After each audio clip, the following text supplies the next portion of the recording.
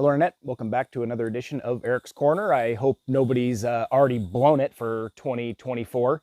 It's going to be my first video of the year, and I'm going to talk about a product I've been using for quite a few years. I've spoken before about not having sponsorship, and I'm not going to promote a product that that I don't believe in or personally use. I mean, if they want to sponsor me, Royal Purple, wink, wink. So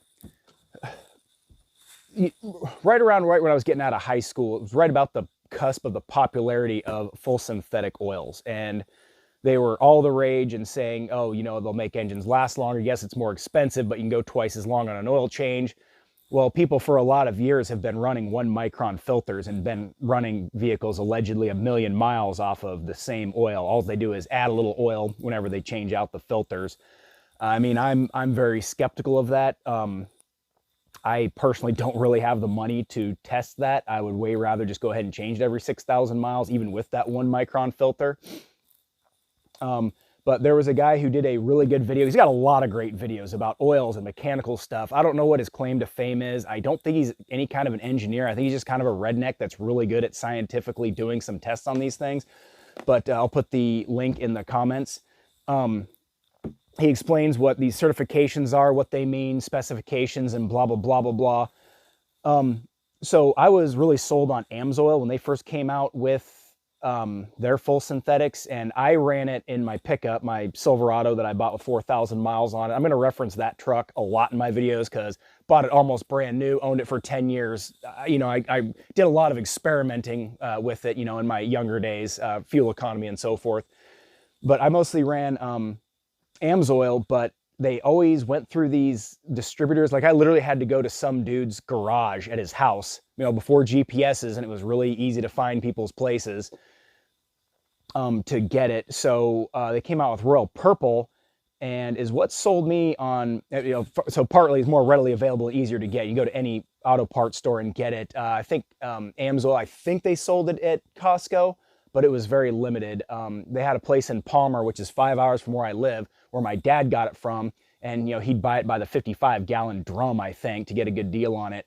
And AMS Oil I had to buy a 10-quart case, I believe, to get them for $8 each. And well, $80 back when I was 20 was kind of a lot of money to store 5 winters worth of oil for my snow machine. So it became more readily available, and I saw on the Power Block or Horsepower TV, and I'll put this other one in the link if I remember, the dude took and replaced the engine, transmission, and rear differential of a Camaro and dyno tested it, and he down tested, I think, got 303 horsepower, and then he did it again, I think it was 310. It gained like 8 horsepower. Now I can give a shit about 8 horsepower. That was at the rear wheels. You do lose some horsepower between the crankshaft going through the transmission and the differential. But this was at the rear wheels, which is a pretty substantial horsepower gain. Again, I don't really care about 8 horsepower. I care about how much less friction internally the guts of this car is producing. What I saw also, I think it was the same channel, they took a built engine on a dyno and they ran break-in oil in it, and they hit X amount of horsepower. I couldn't find the video. I didn't look very hard, but the other video kind of proved my point. And it got X amount of horsepower, and then they put Royal Purple in it, and it gained like 5 horsepower and like 7 pounds of torque. Now again, I could really not give a shit about 5 horsepower at the crankshaft. Again, this wasn't on a dyno where they spin the rear wheels. This is one they put on right on the crank of the engine. I give a crap about that. By the time it gets to the rear wheels, it's insignificant. But again, look how much less internal wear and friction there is just in that engine. Now, to me, that was astounding. So with Royal Purple being more readily available, I started to go with Royal Purple. Now, this other guy who did this this stress test on these 2 oils, which he was sponsored by neither of them either, he found the AMS oil to be a better oil. And watch the test, figure it out for yourself. And I believe his results are very accurate.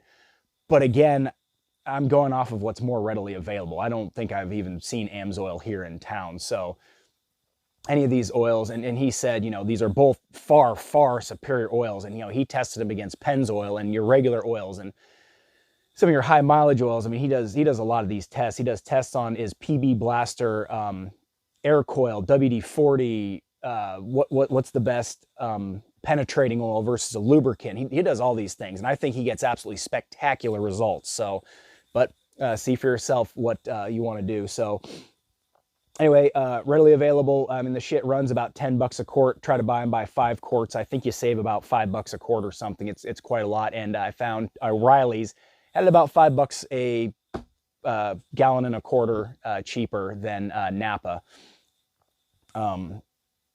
Again, you know, and also something you got to look at. I mean, this is 520. I generally run 520 because being in the environment I am in, I'm running anywhere between 0 degrees and in, you know, 80-ish degree weather. And I'm not going to flip-flop different oils between the seasons. I kind of feel once an engine has gotten accustomed to a certain weight of oil, I really feel like you should just stick with it. I really just do not feel like that's the right thing to do to an engine. I mean, I could be wrong. Other people may disagree, and that's fine. I haven't done any like personal tests on this. Just knowing what I know about engines and how they work in internal wear and so forth, it'd be a really hard test to do. I feel like, you know, you'd have to do it on a racetrack, and then that has inconsistencies. So, yeah, I run 520. It's got the biggest variation in temperatures. Oh, one thing I was going to mention too, when they first came out with synthetics, there was some backlash because people are like, oh, I switched to this synthetic and now it caused a leak. Well, and the guy from Engineering Explained, he's the hello and welcome guy. Believe everything that guy tells you. If he tells you something and I contradict it, go with what he tells you. I promise you he's going to be far more accurate.